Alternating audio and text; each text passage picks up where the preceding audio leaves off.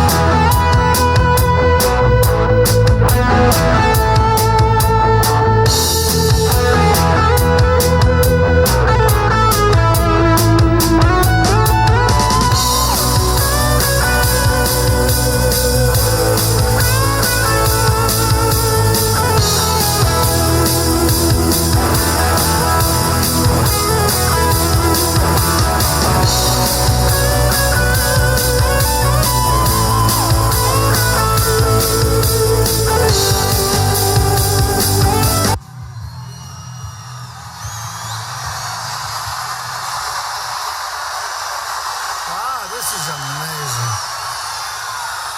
Amazing. I want to thank you all. This is incredible. This, who knew?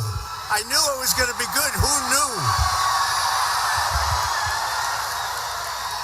And you know, outside we have thousands of people trying to get in. Should we let them in or not? No. Wow, this is incredible. Thank you all very much. We are going to take our country back. We've lost our country. We're going to take it back. We've lost it. I'll tell you what's going on is incredible. You know, the Iran deal, I don't know if you've been seeing what's going on with Iran. They violated the agreement already. I mean, it is a few days after all. They violated one of the worst deals I've ever seen negotiated at any level. I'm not talking about country. I'm talking about at any level. They violated the deal. We should be putting on sanctions. Can you imagine that? And they're embarrassed to put on the sanctions because how do you put on sanctions so soon? So it's very, very sad. I mean, what's going on with our country, the incompetence of our leadership is beyond belief. Beyond belief.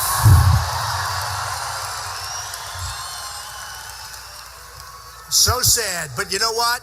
We're going to make America great again. It's going to go quickly. It's going to go quickly. Remember this, I'm pretty good at signals, and I see a lot of things happening. One thing I see out there just happened today in Tehran. They're burning down the Saudi embassy. You see that? Now, what that is Iran wants to take over Saudi Arabia. They always have. They want the oil, okay? They've always wanted that. You watch. I predicted a lot of things you have to say, including get the oil, take the oil, keep the oil, right? I've been saying that for 3 years, and everybody said, oh, what can do that? I mean, this is a sovereign country. There is no country. They have a bunch of dishonest people. They've created ISIS. Hillary Clinton created ISIS with Obama. Created with Obama.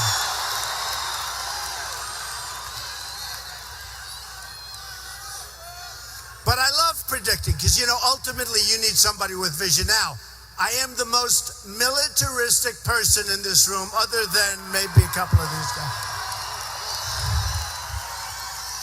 A couple of these guys look pretty out there, I'll tell you. But I am the most in this whole room, and there's thousands. I guess you set an all-time record. Can you believe it? Man. And this is not the youngest place, right? I mean, this place has a little bit of age on it. This is your all-time record. And I guess what they're doing with the overflows, they're putting them over at the convention center. So that's amazing. I really am honored by it. And you know, everywhere I go, though, there's such love in these rooms and these arenas and these stadiums that we go to. It's love. It's love. You know, I tell people, and I tell friends of mine, they say, how do you speak in front of all these people? No teleprompters, right? No teleprompters, right?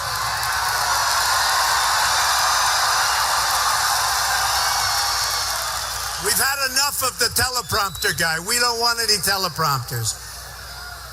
And no speeches that we read and everybody falls asleep, right? No speeches.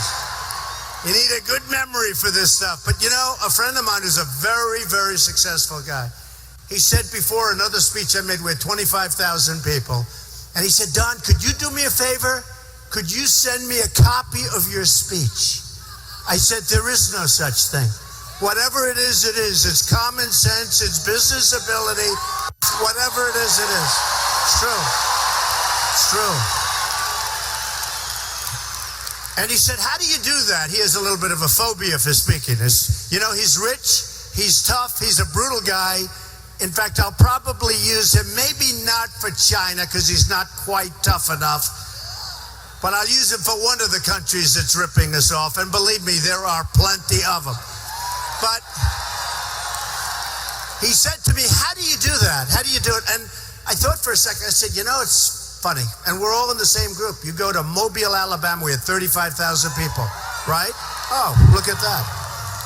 By the way, the football team, in all fairness, did not look too bad the other night. We have to admit.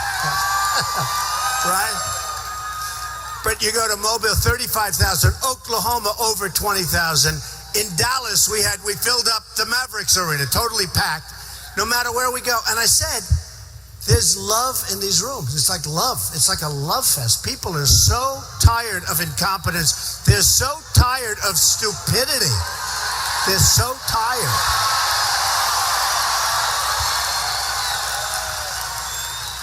And, you know, it's really amazing. So I was watching a commentator before today, and they said, Trump draws by far the largest crowd. So I like that. And then he said, he's plain spoken. Now, you have to understand, I went to an Ivy League school. I went to the Wharton School of Finance, the #1 school. I mean, it's like impossible. It's great. My uncle was a professor at MIT, and he's saying plain spoken. Now, I didn't know if that was a little bit of a wise guy or what. I can't understand it. And by the way, our audience is young and old. It's really, really smart. We have the smartest people. We have the smartest people. We sort of have everything. We probably have a few that aren't so smart, right? But we have the smartest, we have the best, and we have people, and I'm telling you, no matter where I go, and this is why, and I told my friend, it's not hard, because it's, no matter where, we're all the same. You know, we all, everybody I see, they want to make America great again. That's what they want to do, no matter where. And it's been sort of an amazing period of time. So, you know, I always talk, and they always say, oh, it's terrible, my opponents. Can you imagine these guys? They got 2 in the poll, like Jeb Bush. He's got 2. He said, I shouldn't be talking about the polls. If I were him, I would not talk about the polls. I'd pretend they don't exist. But the opponents are always saying, he's always talking, but I love polls. Now, so far I love them, because I went out on June 16th, and almost right from the beginning, we've been right at the top. We've been right at the top. Every single time. And some new polls just came down, just happened to have them, just quickly. CNN, you know, we're 36 to 16 to 14 to 12 to 4. And then you have Bush at $59 million spent. He's at 3. And interestingly, with CNN, they did a second part of the poll. I get a kick out of these politicians. They give millions of dollars to pollsters. Okay, millions. And you know what? Every week, these guys hand me polls, the most incredible polls. It's like you can't read them, there's so much. I learn more about myself. I say, why do they spend so much money on pollsters? Now, I'm going to start spending quite a bit of money because I just want to be sure. I don't want to take any chances. I don't want to do it on the cheap. I don't want to do it on the cheap, right? He says, I don't want to do it on the cheap.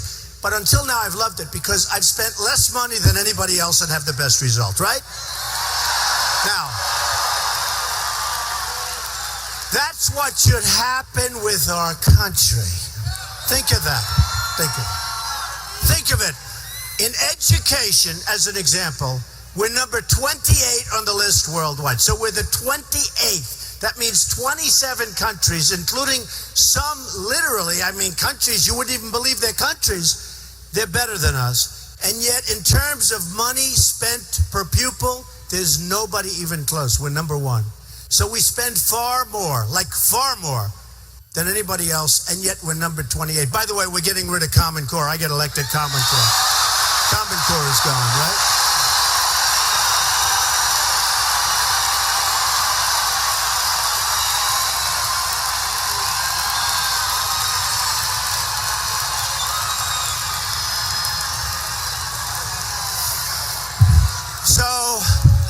So I've always loved, I start off because I see all these people, they spend money. Hillary has, $70, $80 million. I looked at her offices. They have these gorgeous offices. And you know who pays all this money? Special interests, lobbyists, donors, people that want things. I'm self-funding my campaign. I'm working for you, folks. I'm working for you. Believe me. Believe me. I mean, every one of these people. And I like some of the Republican guys, and some I don't like, to be honest with you. But I like some of the Republicans, and some I have a great respect for. Some I say, how did they ever become a governor? How did they ever become a senator? I don't care. I really don't care. And I say it like it is. But I will tell you this. Some of the people that are running, you look at what's going on. You look at the kind of money they've raised. People giving $4 million, $5 million, $2 million, $1 million. They have got these people 100%. They're no longer working for you. They're working for their donors. They're working for the special interest. They're not working for you. I was in Iowa recently in front of a great crowd of people. And I said, look, my whole life I've made money. I've had an ability to make money. Oh, by the way, our budget. You saw what they did 2 weeks ago. Can you believe? That was like, and it went so fast. So many different things. It went so fast. We're funding all of these people that they want to bring in from Syria. We're funding visa programs. No, think of it. Which, by the way, we have no idea who they are, where they came from, and they're young and they're strong, and there's a lot of men. And you look at this migration, and you say, maybe it really is the ultimate Trojan horse. Look at what's happening with Germany. Did you see yesterday? They want to close down Germany. They wanted to close down major cities in Germany. And she got Time Person of the Year. I didn't. Can you believe it? That's okay. I never expected. I'm not a part of the establishment, so I never expected it. But she got it, and I think what she's done is absolutely atrocious. By the way, we all have a heart. And we want to see something good happen. And in Syria, you build a safe zone. You get some of the Gulf states. They have so much money. I mean, the money they are making is so enormous. They're putting up nothing. They're not taking anybody, and they don't put up money. Hey, nobody said they were stupid, okay? We put up the money. We do everything. We do everything for everybody. And now they want to take in thousands and thousands of people that they have no idea where they come from. It's not going to happen. And if it does happen, assuming I win, if I win, we're doing awfully well, and we do great against Hillary head for head. Believe me. Great. And just in case you have any question, all right, the last person that Hillary Clinton wants to run against is me. Believe me. Believe me. Believe me.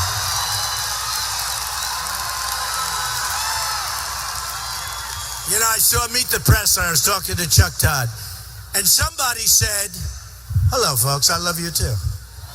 Somebody said, the Clinton campaign said they most would like to run against Trump. So I called up, they put in that they would most like to run against Donald Trump.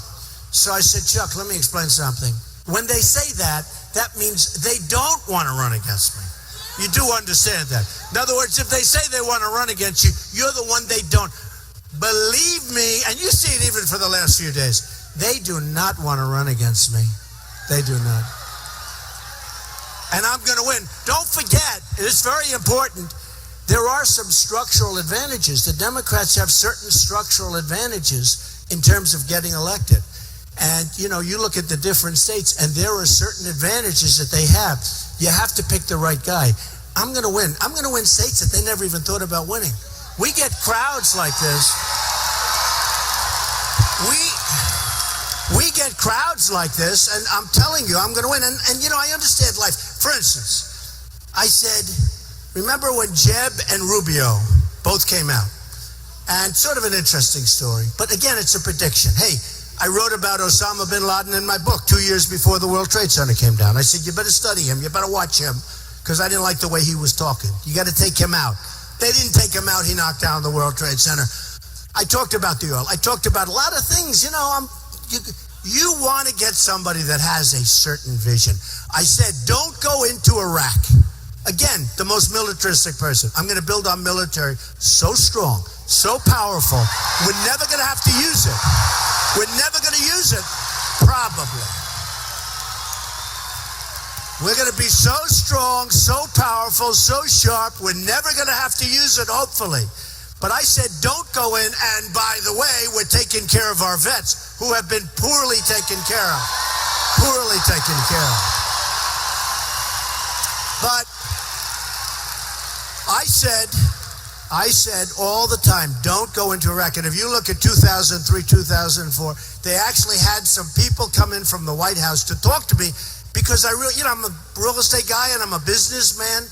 I employ tens of thousands of people over the years, tens of thousands. I create jobs. I'll be the greatest jobs president that God ever sent to this planet, believe me. But that's what I do. But because of the fact that I seem to get a little bit of press, I was saying, don't go in. And they tried to talk me out of it. I said, look, if you destabilize Iraq, if you obliterate their military, which is essentially what we did, Iran is going to take over Iraq and everything else. And that's exactly what happened. And I wrote about it, and I talked about it. If you look at Reuters in 2003, 2004, articles about it, and, again, I'm somebody that believes in the military, but you got to know when to use it, and we use it wrong. And then we backed people that are a disaster. I mean, they're a disaster. They wouldn't let certain people be inclusive to the government, and that's how ISIS happened. That's what happened. They couldn't come in. So now we have Iran taking over Iraq as sure as you're standing, and in some cases sitting. You have Iran taking over Iraq. So think of this, and this is something came to my mind 2 weeks ago. They made this great deal. They get $150 billion, right? Can you believe that deal? We never even asked for our prisoners, right? We never even asked. They have the worst, one of the dumbest I've ever seen. And I said, it's one of the greatest deals I've ever seen. Then I thought, no. You know who made another better deal than that? Iran. Because they're going to take over Iraq. We gave them Iraq. Second largest oil reserves in the world. We gave it to them. We handed them. And how about our president saying, we're leaving Iraq on a certain date? So the enemy pulls back. No, think of it. I'm watching this a couple of years ago. I'm watching. And I said, did he actually say a certain date? Because now what happens, the enemy, they don't want to die, folks, okay? Believe me. You hear about, they want to die. They don't want to die. And they don't want their families to die. And by the way, their families know exactly what's happening. They know. Those wives know. Those wives know. They know exactly what's happening. We are weak and we are soft and we're pathetic. And what's going on has to be stopped. And it has to be talked about, but it has to be stopped. So you look at what's going on, and I say the Iran deal. So they get $150 billion. They have the right to self-inspect. Think of that one. They're going to self-inspect. And the other inspections take place over they have to wait 24 days. But the clock doesn't start ticking for a long time, right? For a long time. So the 24 days could be forever. By that time, they'll sweep up the floors. They'll paint them battleship gray. They'll say, we weren't doing nuclear weapons here. By the way, I have to be honest. We gave them so much money, they really don't have to do too much more research. They can buy the damn things, okay? What we have done is so incredible. But then I said to myself, it's one of the great deals. And then we never got our prisoners back. And now Iran wants to start negotiating for the prisoners. We never even asked for the prisoners. And we should have said before, first day, like 3-4 years ago, did you ever see a negotiation take so long? And we gave every point. We say, we want this and this. No. Oh, okay. We'll take it. Then we want this. It's very important. No. Oh, this is Secretary Kerry. Great nigga. He did not read The Art of the Deal, folks. So we want this, we want that. And we didn't say it that way, we said it this way. Would it be possible for us to have anything? Could we get anything? Just anything, please. No, you can't have anything. Oh, okay, we'll take it. This is... So, you know, it's funny, I was telling you, so I have Ivy League education, smart guy, good genes, I have a great genes and all that stuff, which I'm a believer in. But you know what? So it's like so incredible because I go in and I see what's happening, and you predict, and they don't want to give you credit. Like, for instance, these cameras back here right now, they will never show this crowd. They'll never show this crowd. No, they're never going to show this crowd. They're never going to show it.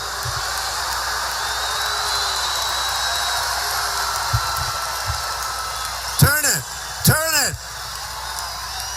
it. Spin it. Spin the camera.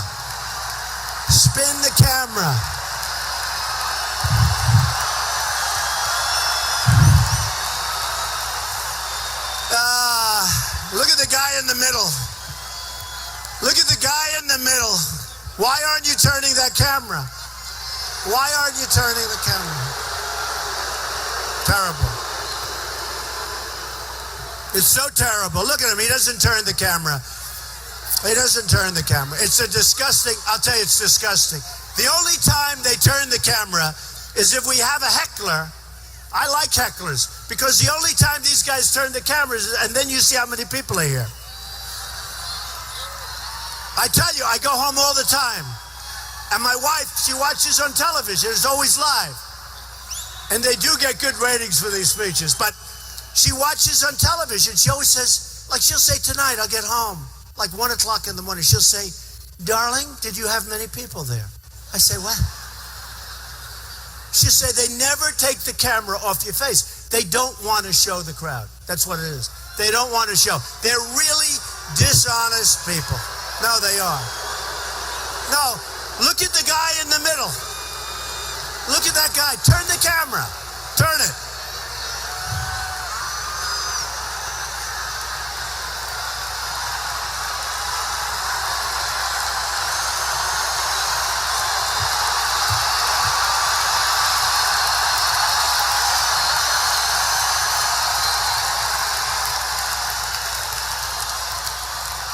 Guys, they don't turn it.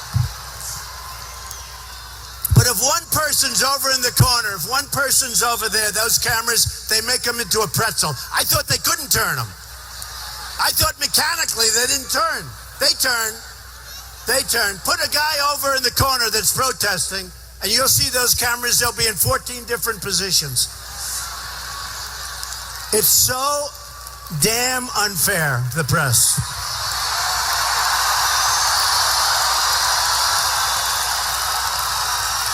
Terrible. It's terrible.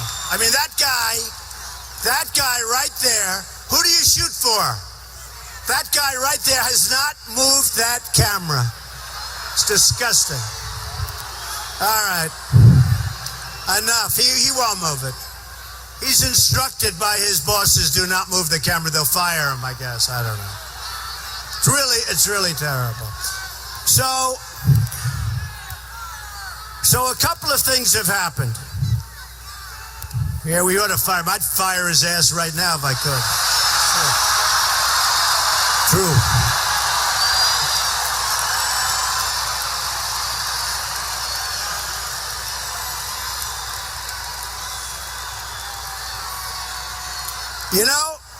You know, just to show you stupidity at this level, they don't realize that showing these crowds is good television.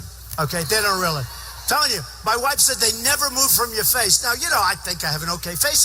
They never move from your face. They never, ever move from your face. And you see it with this character in the middle. And honestly, look at the people up. Look, every corner. And then outside of the arena.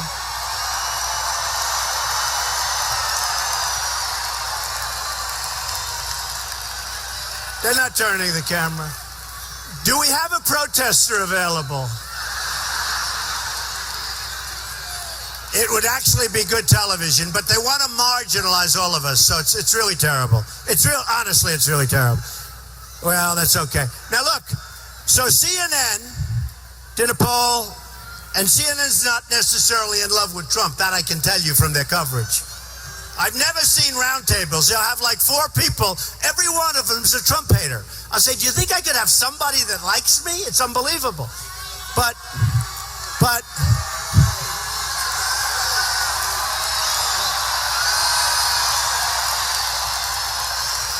it's unbelievable. And you know what's happening? You are so smart because you people get it. I mean, why do I have 42% and 40%? If I would read my press, I would say maybe I should be at nothing. I should be like Bush and some of these guys. I should be at nothing. The people, I'll tell you what, one of the most pleasant things that's happened, number one, the turnouts. Number two, in all fairness, the kind of receptivity, the polls, they've been amazing. But number three, the people are really smart. They get it. The people really get it much better than I ever thought possible. They get it. They know how crooked this system is. They know these reporters are crooked people, many of them. They're crooked people. They know it. So anyway, so with CNN, they did a second part of the poll. So I'm at 36% to 16 to 14. Cruz is in second place. He's at 16. Carson's at 14. Rubio's at 12. Christie's at 4. Bush is at 3. Okay. Now, they had a second part of the poll. Who does best on the economy? That should be an easy one, right? Trump. 55%. When they did this poll, I think you had 15 people, 16. I'm at 55%. Who does best on the budget? Trump, 51%. But here's what I love, because it's changed a lot since Paris, since California. We had these people going, shooting everybody. Oh, it's the Second Amendment. It's so great. To me, Second Amendment. We're not changing Second Amendment. There's an assault on the Second Amendment. You know, Obama's going to do an executive order and really knock the hell out of it. You know that. You see it. They've announced it. So it'll go through the court system for years. Well, should be overturned. Like, you know, so many of... He can't get anybody to do what he wants him to do. You know, the system's supposed to be, you get the Democrats, you get the Republicans, and you make deals, right? He can't do that. He can't do that. So he's going to sign another executive order having to do with the Second Amendment, having to do with guns. I will veto that. I will unsign that so fast. So fast.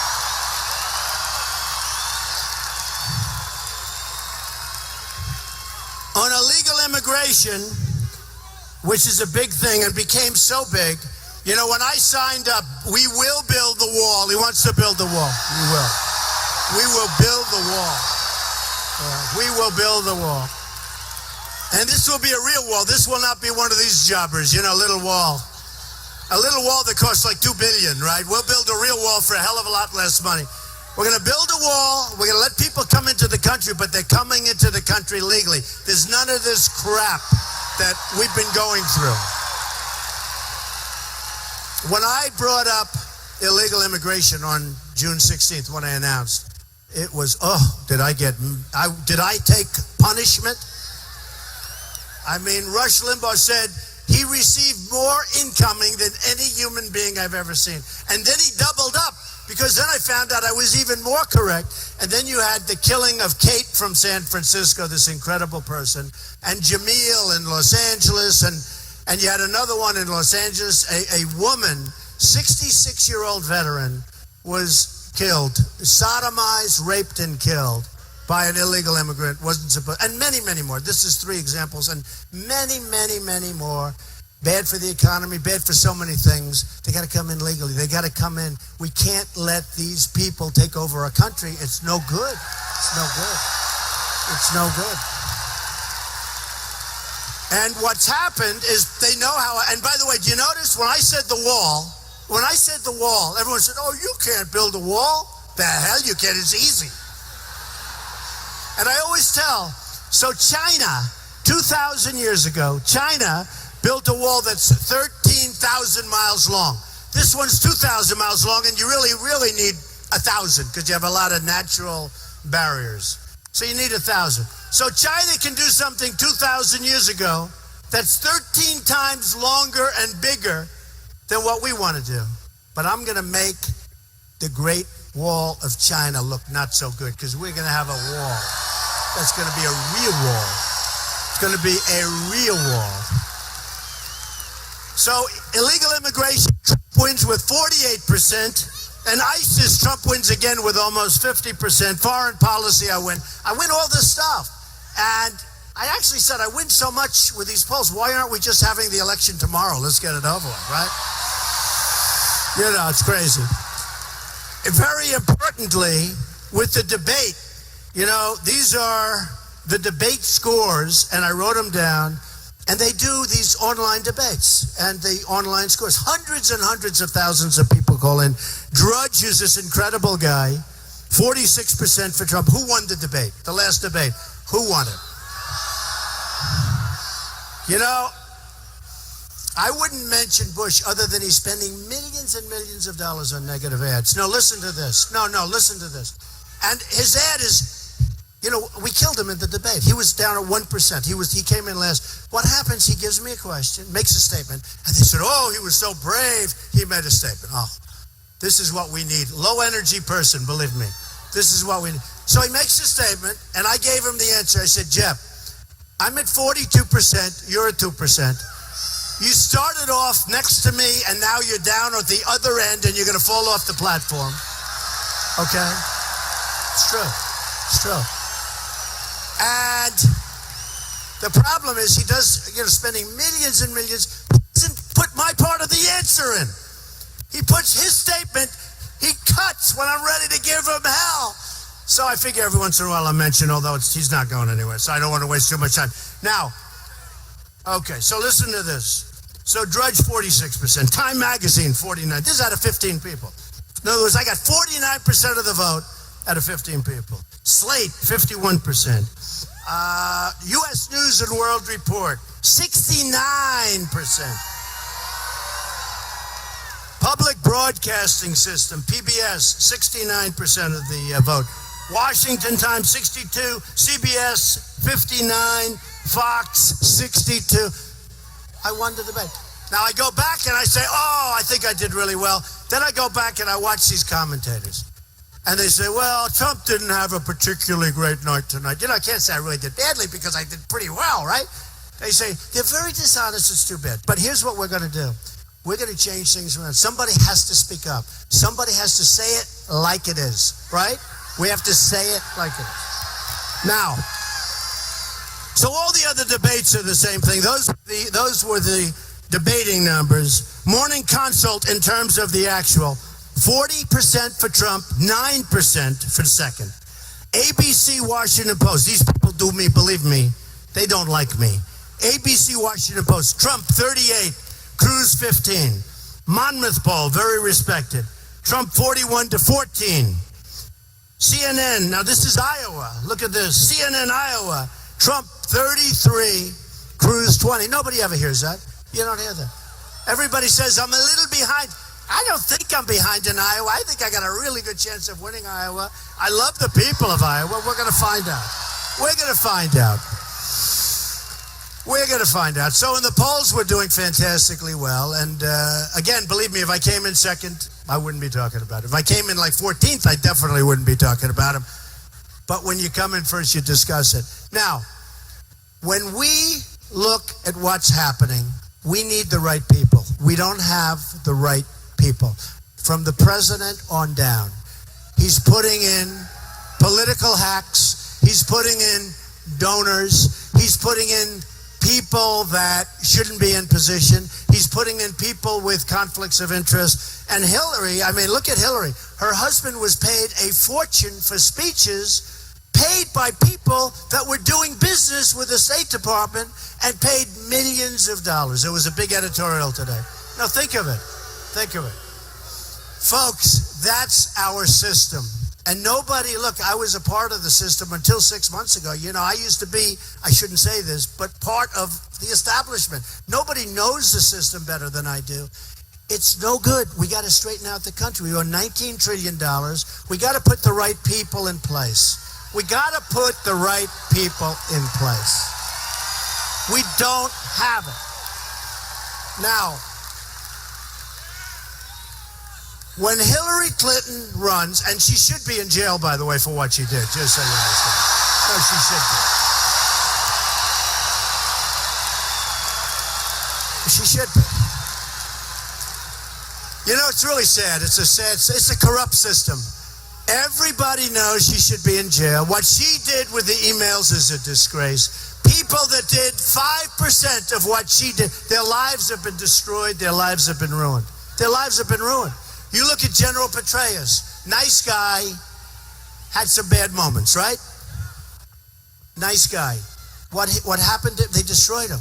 They've destroyed other people for doing far less than Hillary. I don't think they're going to do anything to her. That's my opinion. I don't think they're going to do anything. I think she's going to run. She's being protected. She's being protected 100%. And you know what? It's not right. You know, it's almost not right to all of the other people that have suffered so greatly. That's if you really want to know the truth. It's not right. But, so let's assume it's, you know, one way I'd rather run against her than anybody else I can think of, if you want to know the truth. But at the same time, it is not fair because she shouldn't be allowed to run and a lot of things should happen to her. But here's the story on Hillary. Hillary will go out and she'll go to Iowa and she'll make a speech and it'll be very guarded. You ever see it? She doesn't come into like this. Everything's guarded. You know, they'll pick up people from a line. How are you? You know, what did Hillary have for breakfast? Okay, you can ask that question.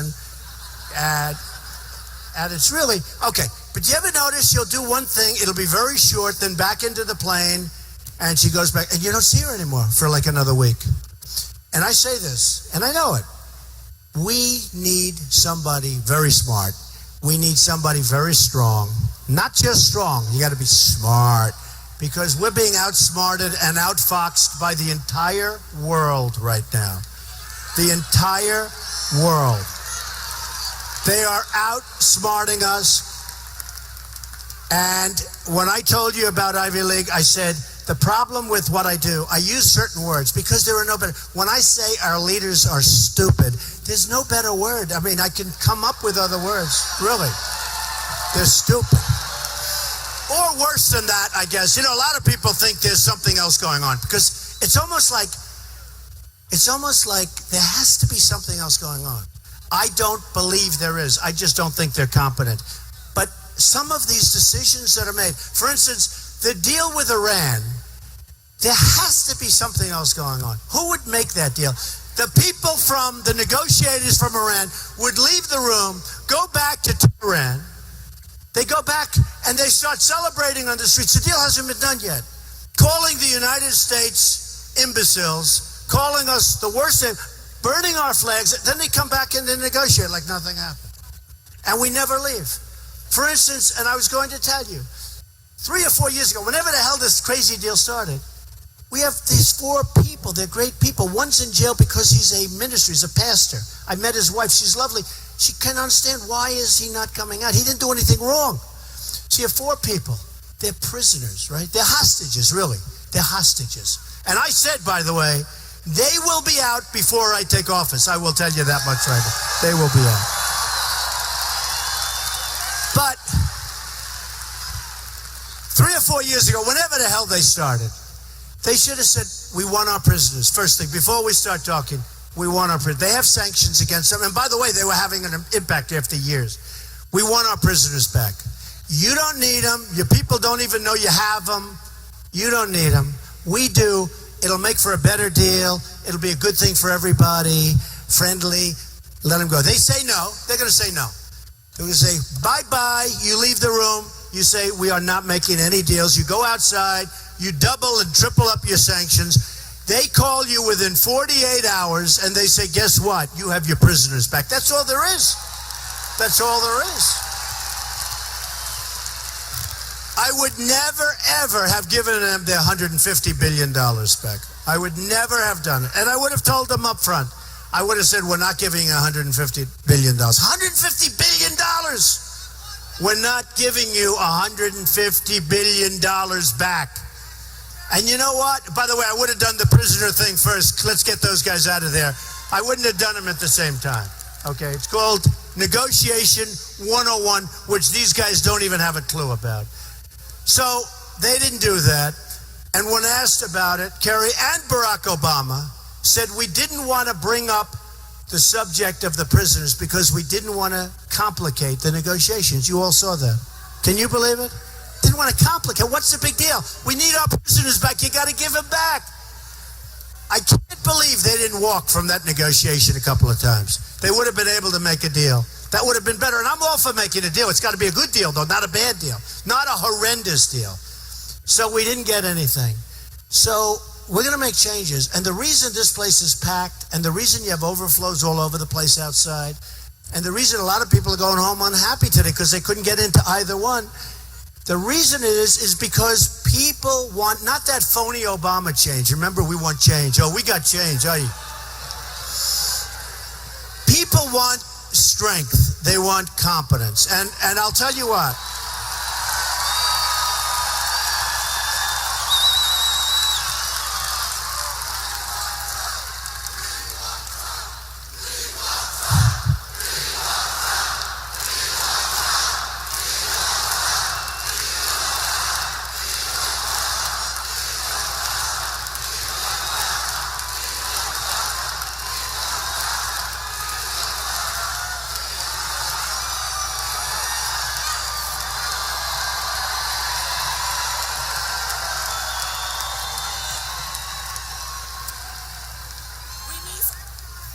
These two became big stars. I hope they're making a hell of a lot of money, but they're great. They're great. I saw you out there. I just wanted to thank you. Yes. But you know what? We're going to make it great, right? We're going to make it great. It's great. It's going to be great again, you all. Yes, it is. Yes, it is. Yes, it is. And this time, we're going to have real change. Real change. Yes. And we're going to have something bright to look forward to. Yes. Y'all, let's help him make America great again. Yes. Stop for Trump. Stop for Trump. Stop for Trump. So beautiful.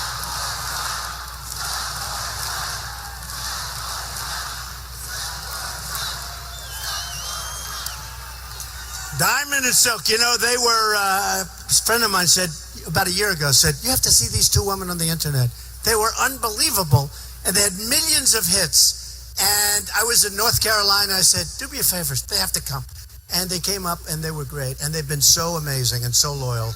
And the fact that you came to Mississippi makes me feel very good. And you know, I have somebody else. Thank you, darling. Thank you. And I have another person who's working really hard. He's done a fantastic job. He just redid Doral for me, and he worked with Ivanka and Don and my family, and we're doing a lot of great things. And you know, right now, I don't care too much about this. You know, this is so much more important. Somebody said, well, what about the business? They can run it so easy. In fact, I don't want to do deals. I don't want to do it. I just want, my deal is to make all great deals for our country. So if you think of this, if you think about this, with China, we have a trade deficit of $500 billion a year. Think of it. Japan has massive trade deficits. We take in millions of cars. You know, we give them like nothing. We give them nothing. It's got to change because we can't go on like this. You can't have countries where it's all, Mexico is the new China. I love Mexico. I love the Mexican people. I'm going to win the Hispanic vote. In Nevada, I just won with the Hispanics in the last poll because they understand I'm going to create jobs. We're taking the jobs back from China. We're taking jobs back from Vietnam is now opening. Everyone's open to strip us. And I believe strongly, I do. I want a free trade. I like free trade. But it's got to be smart trade. It's got to be like even. Okay? It's got to be even. It can't be where China does $505 billion in deficits with us. Okay? You can't have a trade deficit of $505 billion last year. Just can't do it. You can't go on as a country like that. We lose our jobs, we lose our base, we lose our factories, we lose our money, and we feel stupid on top of everything else. You can't do it. So one of my boys came, and he's a great guy, and he's done a great job. So, Eric, come up here for a second. Come up.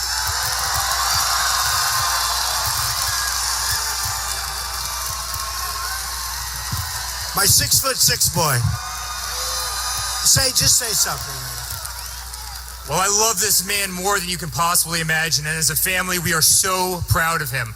You know, we've been working together for 10 years, and it's amazing. He stepped into this race 6 months ago, and he's winning it. And we are going to win it.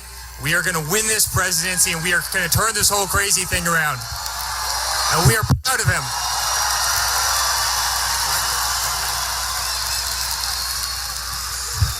You see, he's young. He doesn't comb his hair like I do, a little front. See? I remember I used to comb my hair like. Thank you very much. So, when I started, I talk about trade, I talk about China, I talk about the border, I talk about we have to have strong borders. We have great border patrol, but they're told to stand down. I talk always about the Second Amendment. We're going to save the Second Amendment. There's a big assault on the Second Amendment. There's not going to be any assault on the Second Amendment. I will tell you that right now. There will be no assault. We are going to have a Second Amendment. I tell people, you go to Paris or you go to California, you take a look at what's going on in the world. If the people of Paris or the people in California, where they actually held wedding parties for these two people that killed them, think of it. There's something going wrong here. But in Paris or in California, if you had a few people like you or you, honestly, seriously, this guy right here, primetime, right, with a badge. But honestly, if you had, in France, it's like no guns. You can't. It's the toughest, like in the world, they say. And Paris is so tough, you can't have guns. But the bad guys can have guns. We can't, right? The bad guys.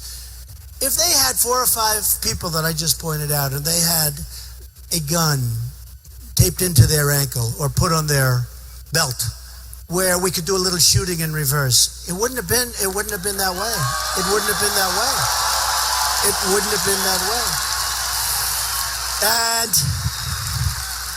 I mention it all the time, and I say it to people, and New York City is sort of gun control heaven for so many people, but I negotiate, I talk to people, we debate the subject, and they lose almost immediately. I say, wouldn't it have been better if instead of losing 130 people in Paris, we had the right to fight back? You know what they did in Paris? Get over here, boom. Get over here, boom. Get over here. And you have a lot of people so badly hurt, they're going to have a lot more than the 130 deaths. But just boom, they were total sitting ducks. How about our military base where we lost the 5 soldiers, one of whom was a world-class marksman, one of the best, and they had a gun-free zone on a military base, which I would end in the first hour of my presidency. A gun-free zone. And a maniac walks in and shoots these 5 soldiers who were really great soldiers. They were unprotected. And I say to these people, some of whom they're good people. It's the naivete, the stupidity, the naivete. I say to these people that I talk, wouldn't it be better? And we'll be like having this debate in front of 20 people, right? And they lose all the time. They can't win it. And then you call them up the next day, have you changed your mind? No. It's just crazy. We need protection. If the people in California, if the people in Paris, if so many more, if the soldiers were allowed to have their guns on the military base, it wouldn't have been that way. You might have lost a couple, but those guys would have been gone. They would have been dead. It would have been over with. It would have been over with. And I tell the newscasters all the time, this lowlife who was in charge, I call him the guy with the dirty hat. They're calling him mastermind. And then the next sentence they say, they're using the internet better than we. We invented the internet, meaning this country. It came out of here, Silicon Valley, wherever. And yet they're using it so brilliantly. They're taking young, impressionable people, in some cases probably other people too, but they're taking young, impressionable people, and they're getting them to fight for ISIS. And then they go over and they fight, and we take them back. Where were they? They were fighting for ISIS. We take them back. No more coming back, folks. Hey, by the way, that's the least. That's going to be the least of their problems. That's going to be the least of their problems coming back. But there won't be any more coming back. Can you imagine? They go over there and then they show their passport. We take them back. It's not going to happen anymore. But when you think about guns, think about that. If people had guns, it's a terrible thing to say. People have guns. You're going to fight back. You're going to save lives. You're not losing lives. You're going to save lives. So we're going to protect the Second Amendment.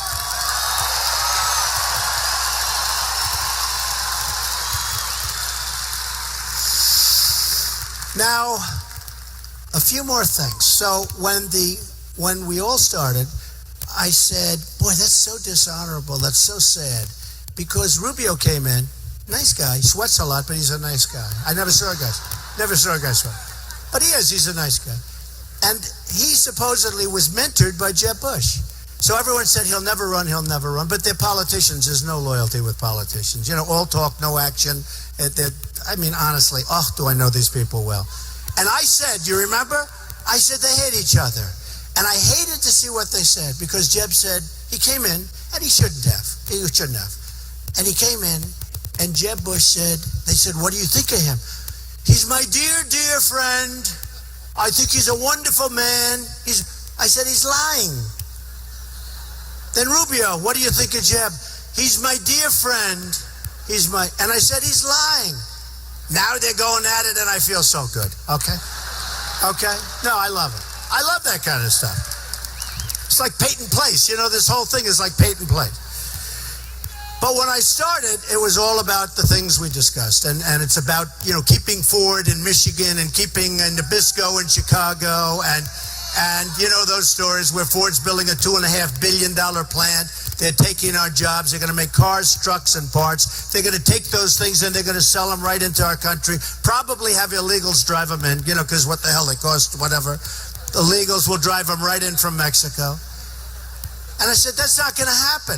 And remember this, a politician will let it happen because Ford will hire lobbyists and special interests, but Ford will hire lobbyists who are very close to whoever it is because they're all taken care of. Ford will hire lobbyists, and those lobbyists will go up to a president and say, you know what, these people helped you out a lot. You cannot treat them this way. And you know what, they'll fold. They'll come to me. Forget it, folks. They don't have a chance. They don't have a chance. So what happened is, and I tell that story, and I tell the Nabisco story, but you've all heard it. I don't want to tell it again, but Nabisco's moving in from Chicago, their big plant. Nobody's going to eat Oreos anymore. I'm sure as hell not going to. But Nabisco's moving his plant out, moving it into Mexico. And I don't blame Mexico, and I don't blame their leaders. Their leaders are too smart and too cunning for our leaders, okay? They're too smart. They're too cunning. They're taking our jobs. In Tennessee, a great place in Tennessee, there was a company, a very big foreign car company, was going to build in Tennessee. All of a sudden, at the last moment, they said, oh, no, I'm sorry, we're changing our mind. We're going to Mexico. They took it away like we're babies, okay? We get nothing. When that happens, we lose our jobs, we lose our we get nothing. It's going to change. It's all going to change. We have to become a rich country again. We can't be great unless we're rich. We can't. A beautiful woman came up to me, and a sort of elderly woman. She came up, she said, Mr. Trump, I like you so much, I'm voting for you, but are you nice enough to be president? I said, I'm actually a nice person, but I go wild when I see what's going on with our country. She said, but you know what? You're right. She said, but are you? And I said, honestly, this is not going to be, I think I'm a very nice person. I love people. I love everybody in this room. I really do. I love everybody in this room. I love everybody. But I'll tell you what, I said, this is not going to be an election based on niceness. This is going to be an election based on competence. We need competence now. We have to stop the craziness. So when I announced on June 16th, I had all those things. And now we have other problems. Now you have ISIS, and you have all of these things that have gotten out of control under the Obama administration. And we're going to knock the hell out of them, folks. We're going to end it. We're going to knock the hell out of them. Honestly, we're not going to take it anymore. We can't take it. And we don't want to go through 25 more years of this stuff. We've got to. We shouldn't have been there in the first place. We were. We shouldn't have left the way we left. We did. We should have knocked out their economics, which is their oil, and we did. By the way, We should have knocked that out years ago, and they wouldn't exist right now. We should have knocked out their banking circuits. Nobody knows more about banking than I do. They have circuits that are so complex. Money is pouring into them. We got to knock it out. Nobody even talks about it. We're going to knock them out. We're going to create, because we have to rebuild our country. Our infrastructure is falling apart. Our roads are falling apart. Our highways, our bridges, our tunnels, our schools. Think of this. We've invested $2 trillion in Iraq. We're probably into the Middle East for $5 trillion. Hard to believe. Nobody even knows what that means, trillion. It wasn't even a word 10 years ago. We're in for $5 trillion. We got nothing. We have nothing. It's a mess. It's a mess. Whether it's Syria, whether it's Libya, we're backing people we don't even know who they are. It's going to end, and it's going to end, and we're going to be really smart and really, really strong. We're going to put an end to it, and then we're going to come back to our country, and we're going to rebuild our country. We are going to rebuild it like never before. We're going to create jobs for our young people. We're going to create jobs for our young people. They're going to college. They're borrowed up to the hilt. They have no hope of getting a job. I hear more about that than anything. They go to a college, they do well, they work hard, they borrow money, they come out, and they can't get a job because our jobs are all in different countries and overseas. We're going to end it. We're going to end it. We're going to end it.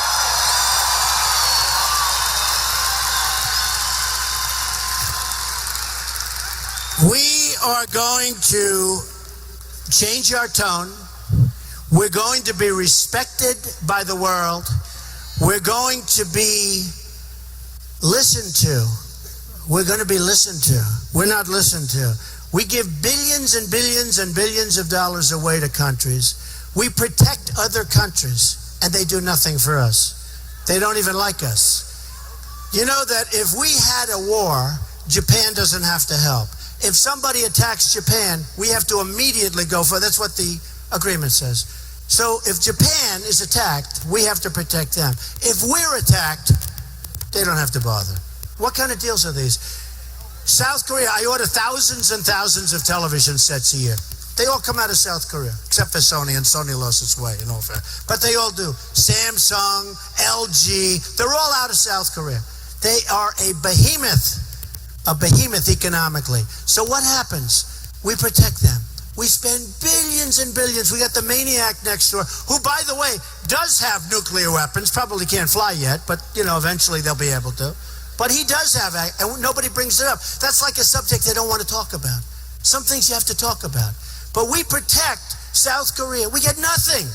We've got 28,000 soldiers. They are making, on the border, where I wouldn't want to be if I was a soldier, frankly. And we are protecting them. They are an economic monster. They make a fortune. They rip us off on trade. And we get nothing. Now, we're going to get along great with them. Germany, we protect Germany. We give money to so many people, and nobody respects us. Nobody listens to us. Nobody wants to do anything because we have leadership that doesn't know how to play the trump card. It's really true. They don't know how to play the card. They don't know. So, just in concluding, we're going to get rid of look, and this is the easiest, right? You know what I'm going to say. We're going to get rid of Obamacare.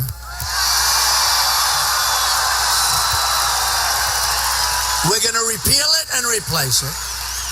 You know, your rates, I don't know if you know, your rates have gone up 25, 35, 45%. It's going to die in the year 2017 anyway. It's dying. It's totally dying, which I predicted. Should have been killed, except that Justice Roberts in the Supreme Court allowed it to go on. But we're going to get rid of Obamacare. We're going to get something so good and so great.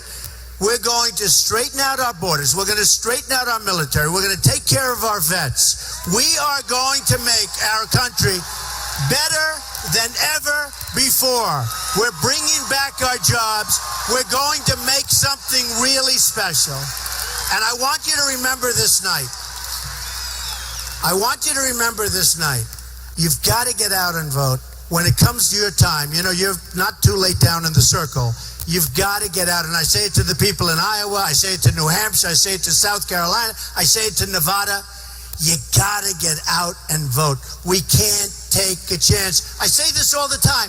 If you're having problems, if you're not feeling well, if you're having all sorts of difficulty, if your wife says she's leaving you, she doesn't love you anymore, I don't care. Get out and vote, right? You got to get out and vote.